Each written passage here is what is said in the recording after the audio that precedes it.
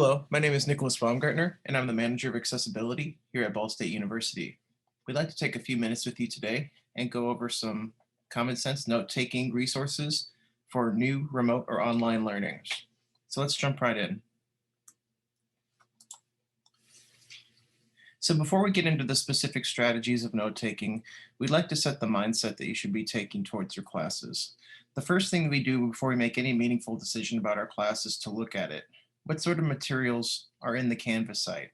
Are they traditional in-class type materials, PowerPoints, handouts, other sorts of notes, guided notes, and quizzes? Ask yourself one very important question. Is this class a substitute for an in-person class based on its curriculum? Now, how do we answer that class, yes or no? If we see the resources that we're used to seeing in an in-person class, usually handouts, activities, quizzes, PowerPoints, lecture notes, and things like that, that class has most likely been converted from an in-person class to facilitate online learning. Now, the answer very well could also be no, especially if there are elements such as interactive e-text components through Pearson or Macmillan or McGraw-Hill. If there is certain immersive Canvas elements that have a lot of interactive elements and qualities to them, or a use of video or other sorts of electronic media to help either convey or reinforce information. In those instances, we could say, yes, this is definitely a different design class, and we might need to take some extra considerations when we are planning for how we're going to approach this class. Now, if you have any questions, the first place that I would have you go is the ACT Lab. The ACT Lab can sit down with your classes and go over them with you. And we can talk about what sort of format these classes are taking. And we can also provide both setup and onboarding to certain note-taking strategies that we're going to be talking about in this video. So let's start with the most common piece of instructional material in this new age of online and remote learning, the lecture video. In the absence of in-person lecture, this sort of direct instruction has to take place somehow, and most professors have chosen the online lecture video to do so. So a few common sense things that we can do first is we highly recommend that you utilize some of the basic playback features to help you go at your own pace. Just because the professor's going at a particular pace does not mean that pace is going to be conducive to how fast you pick up and internalize information.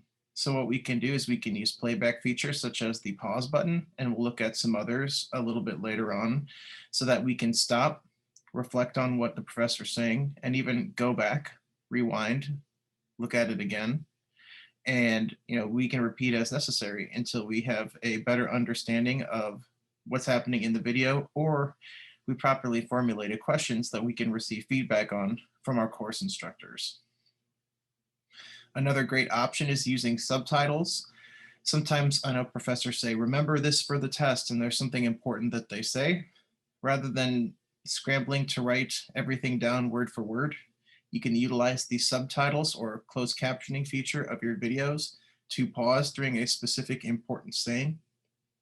Whereas you're going to have the subtitles displaying on the bottom of the screen, and rather than having to listen by ear and then record that down, you have the option of just seeing the subtitles that you can either screenshot or you can copy down, however you're taking notes. So definitely utilizing the subtitles plus the pause feature to take down specific quotes from your teachers is a great way to go. Along the lines of screenshotting, we're going to talk about screenshotting more later, but screenshotting things like diagrams or charts, screenshotting when your professor has used the interactive whiteboard feature of Zoom.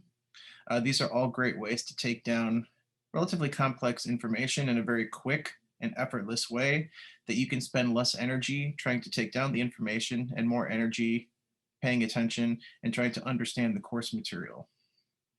Last but not least, the use of reference points, be it timestamps or page numbers in your notes, is going to be a great way to minimize the amount of words that you need to put in your notes while maximizing the efficiency of them by being a quick reference to take someone to a more in-depth piece of information.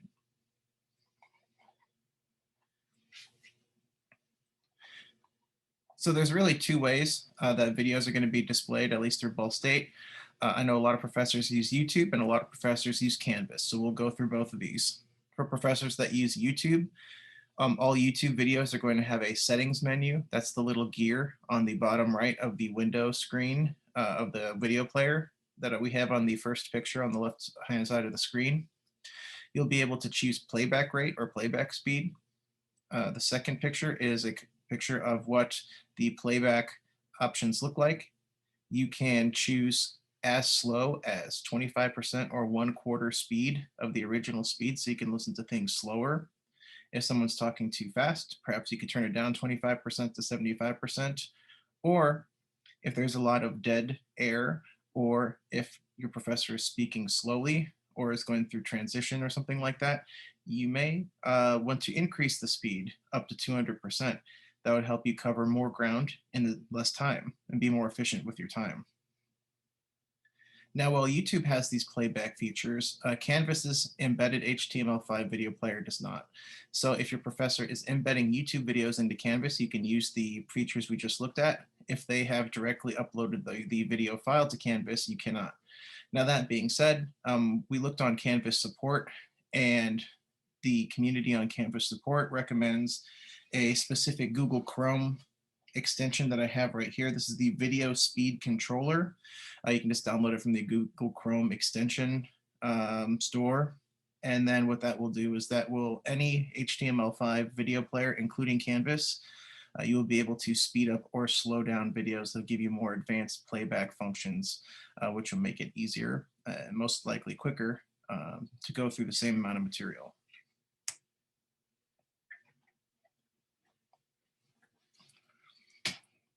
So we've mentioned screenshotting things such as diagrams during video lectures, but we'd like to go into a little more depth on screenshotting because it's a great way to take a piece of information that's being displayed and copy down every little detail of it without actually having to type or physically take down the information yourself. You can spend more time, or you can spend all of your time and mental resources on focusing to what the professor's saying and trying to understand the course material as opposed to furiously writing things down to try to keep up.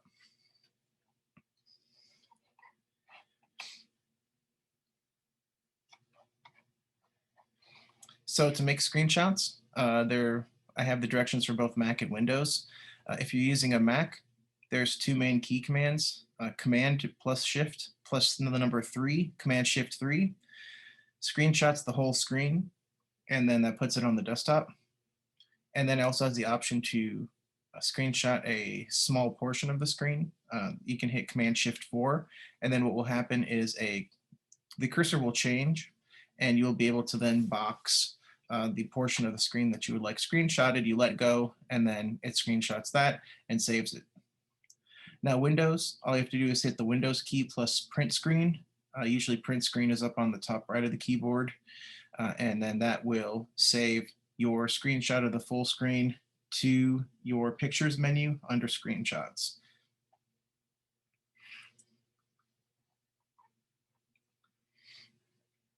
We're not going to be focusing on any tools that cost money for Ball State students today, although they do exist.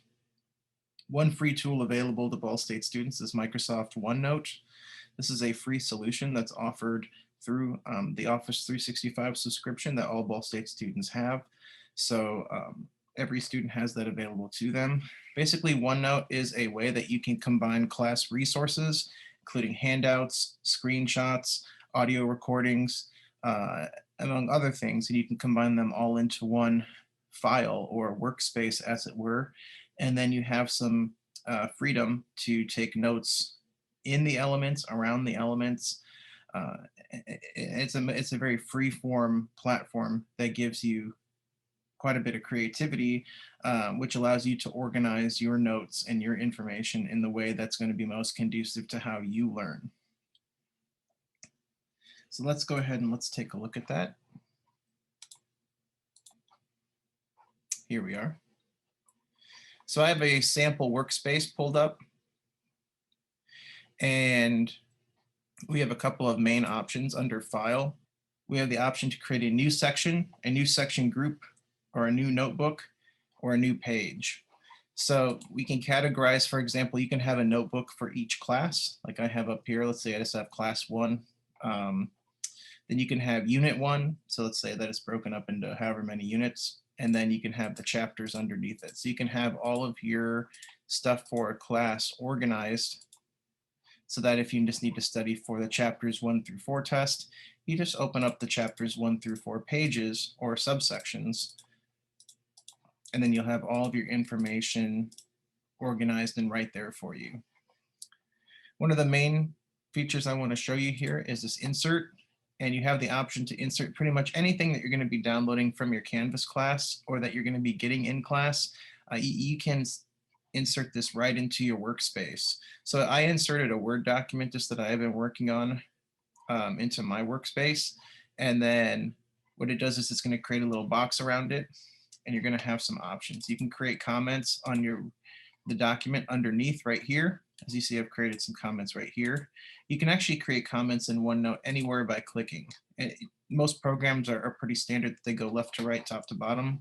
OneNote doesn't necessarily follow that kind of rule. So let's say if I wanted to type over here in the right, I can type right here in the right. I can type in the middle of the screen.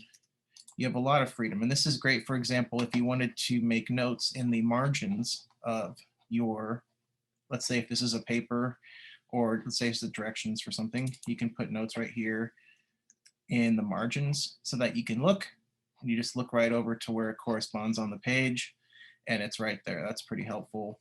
You can also take notes on the bottom. Another cool feature is the idea or the ability to add in an audio recording, which I have right here. And this is going to be great for either class or for Zoom. Let's say, for example, your professor has assigned a project and they gave you a handout. So what you could do is you could upload the handout. Let's say this is the handout right here. And then you could start an audio recording just through the insert. Let's go right here. We have an audio key. We can start an audio recording. Then we hit record, and it's going to start recording right where our mouse cursor is. Let's go ahead and stop, and then it'll show up right down here. But at any rate, let's say you have a professor that's giving out a project and they're giving instructions. You could put the project directions document in OneNote right here, and then clip and add in the audio track of your professor explaining the directions to the project. So if you have any questions, you wondered, oh, what did they say? You can just have it all right there in one helpful piece. So you can insert other sorts of things. You can insert charts. You can insert any sorts of different files like documents. You can insert pictures, or you can insert screenshots from videos or other things. Or if you're taking a math class, this is called math type, and you can enter in any sorts of equations or mathematic notation. So it's a pretty robust program for being kind of a little known accessory to the Office 365 suite. So you can take classic notes in here.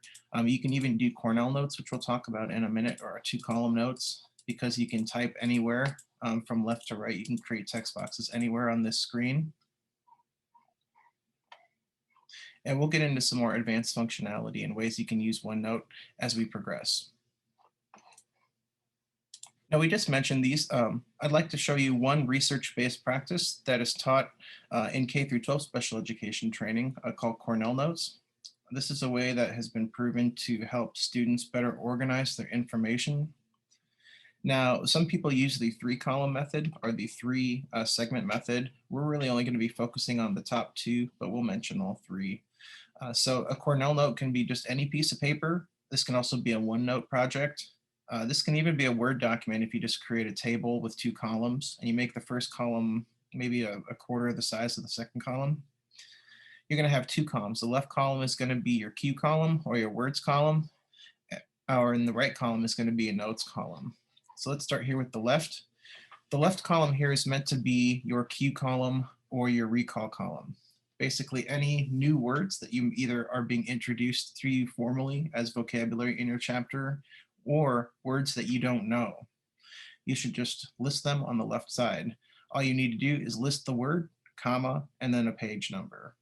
So that way, when you're going to use this as a quick recall, refresh memory list, you're either going to A, know what the meaning of the word is, or B, you're going to have a quick reference point as to, oh, I forgot what this word is. Let's go look on page 57. We look it up really quick. Oh yeah, that's what it means. And then we can move on with our day there. So the idea is that when you get time to take the test, you're going to have a really good review tool here because you have the recall list on the left side. You'll be able to go through all of the different words very quickly and say, yes, I can define this, I can define this, I can define this. Oh, I don't know what this means. For words that you continue to have trouble with as you're reviewing, perhaps you can highlight them in a different color. And then you're going to create almost like a progress bar where for this chapter's test, you need to know the terms. You're very comfortable with 17 of them, and 3 of them you kind of have a hard time with. So then you can go back and you can just look for the highlighted, trouble words for the midterm for chapters 1 through 8. Instead of having to look at 400 words, you're just going to isolate those 30 words that you've highlighted as being your chronically troublesome words, and you can hit those extra hard before the test to make sure that you've had ample opportunity to be able to practice and study. So the recall column has some great potential just as a study aid. Now the right column is more meant as a notes column. Now when we say notes, these can be both questions and statements. These can be good facts that you find in the lecture, in the book, or wherever have you. But this can also be a place where you articulate questions. Let's say if you're reading and the author says something in the book that you don't understand, well, that question is very fresh in your mind, and that question is deserving of an answer from your teacher. But it's very easy to go to bed, forget about it, wake up, and then not have the question when you go to class the next day. In this instance, what we can do is we can just mark or highlight questions in specific colors so that we know when we're reviewing notes for class, either in class that day or when we're reviewing for the test, we can go, oh yeah, I remember I had this question about X, and then we can ask our instructor and get some better feedback. So understand that notes aren't just an opportunity to put down information, it's an opportunity for us to think of questions that we can then go back to later and get more feedback from our professors. So don't forget that. That's really kind of little known but very helpful. Remember that we're not creating a narrative essay. We can use short condensed sentences, and we can use things like page markers or other sorts of timestamp markers to help refer people back to the original text. Understand that note-taking and using your text effectively, such as highlighting other things, are 2 different practices, and they, to a certain extent, should coexist with each other. You don't need to write full paragraphs out of a book when you can have highlighted a paragraph out of a book, and then you have a area on your right side of your Cornell notes in your notes area that has whatever the topic is, and then a comma, and then the page number that they're going to find the highlighted paragraph. It's going to be real easy when you're reviewing for the test to just flip through your book because it's most likely going to be chronological in the order that you read the book, and just go through the book. You can check for your own understanding on your notes, and then you can receive reinforcement from the information in the book. Now, certain main topics come up several times throughout the course of a chapter or a week or a unit. You can also denote these by either creating a color modifier where you've changed the color of something that has been a high frequency item, or you can bold it, or you can create little hash marks or little asterisks next to it. Basically, you're going to see patterns by the time the midterm comes around that there's going to be certain items that are going to have multiple asterisks or multiple indicators next to them. While not necessarily scientific, it's certainly a very good strong signal that if a professor has talked about a key topic several times, the likelihood that they're going to ask you to show your understanding or knowledge about it on a test or an essay, that likelihood goes up. There's a positive correlation between the amount of times things are mentioned in class and the priority that that teacher puts on it, which increases the likelihood that you're going to see such things on tests or assessments. So understand that usually repetition is going to equal importance. So if you can find a way to note that this topic has been repeated several times in the same class, you're making a very safe bet that you're going to probably see that come exam time. So a couple of do's and don'ts on common note-taking plans and pitfalls. So some common note-taking pitfalls. Number 1, writing without listening. And this happens to a lot of people with learning issues or not. Sometimes the professor is going so fast that you are writing down notes out of pure survival.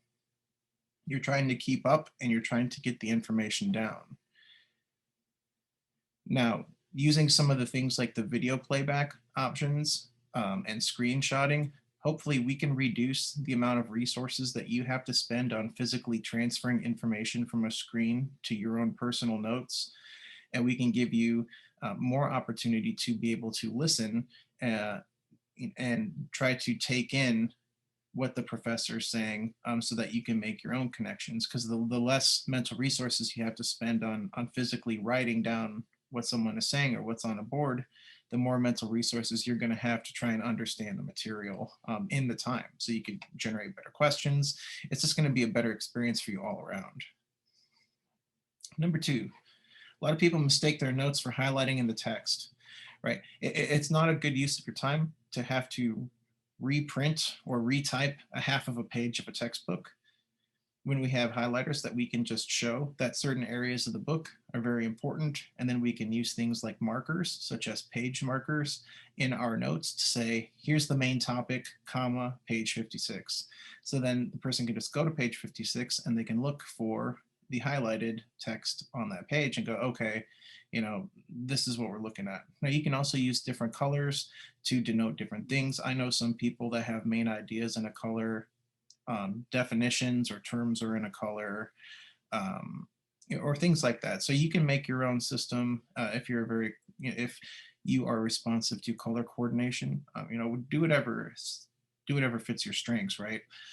But understand that reading the book and utilizing the book and then creating your own set of notes are actually two separate activities. You do want to create a good, robust, but compact set of notes that you use the book to help flesh out, right? Instead of necessarily having to write down a whole paragraph, we just write the topic, the main idea, and then a page number, and then we can go and we can find the highlights later on, and that's going to save us lots of time.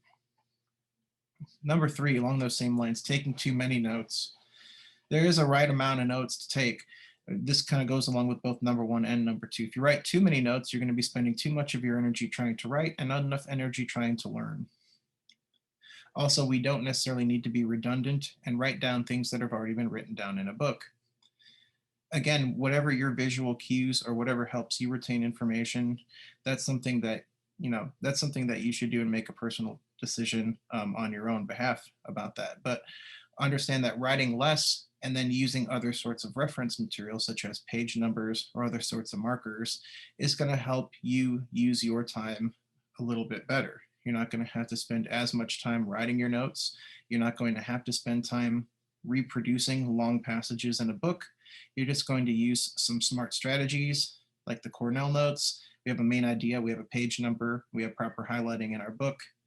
It's going to take you much, much less time than if you're having to write out pages and pages of things that you ultimately can just flip through your book before the test with helpful cues and markers.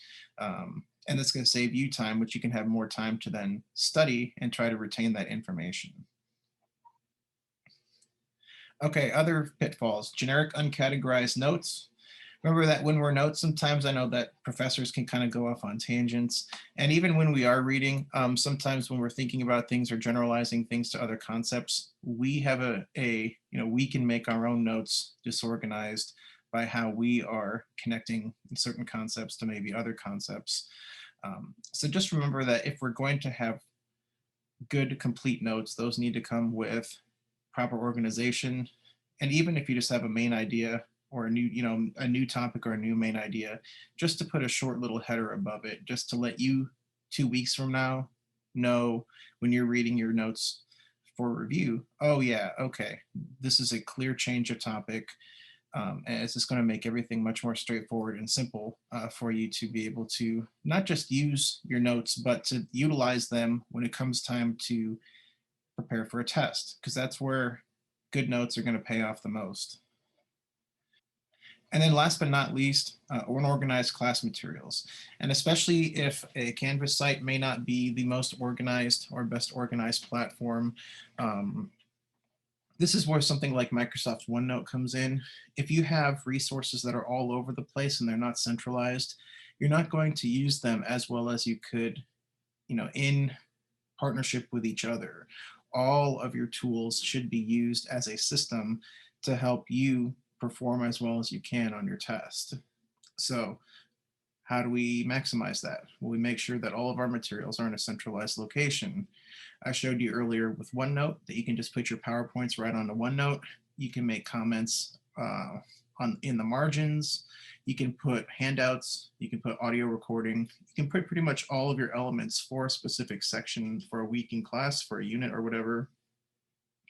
And then when it comes time to review for a test or for a project or something, you just go back and you have everything that you have received and created throughout that whole period of time in one project file. So it's going to be really easy to go through and make sure that you've reviewed everything and that you haven't missed any items. So I'd like to thank you for taking a few minutes to learn a little bit about online and remote note taking. Would like to tell you a little bit about the Accessible Computer Technology Lab. We're located in Robert Bell 168, and our email address is actlab@bsu.edu, and our phone number is 765-285-8275. We handle all things accessibility related from a technical standpoint, as we're housed under IT. We have lots of student-centered services. All students registered with Disability Services are eligible to use all of our services. This includes textbook conversion. We'll convert all of your textbooks to digital or audio format, whatever might be easiest for you to use. We also administer a e-reader license called Kurzweil. We can upload your ebooks to this platform and then it'll read it to you in a very high quality voice. And then last but certainly not least, we offer an array of consultation services. Let's say if you're a new student or if you are going into a new type of class that you might not be comfortable or familiar with, if it would make you feel better to sit down with us so we can go through the Canvas material together and come up with a cooperative and collaborative plan to help you be as successful as you can. That's something that we would really like to do. All you have to do is give us a call and we can set that up right away with you. So like I said, thanks for taking a few minutes to talk about remote and online note taking. Like I said, my name is Nick Baumgartner. I'm the manager of accessibility here at Ball State University. And I thank you for spending time with me. Have a good day.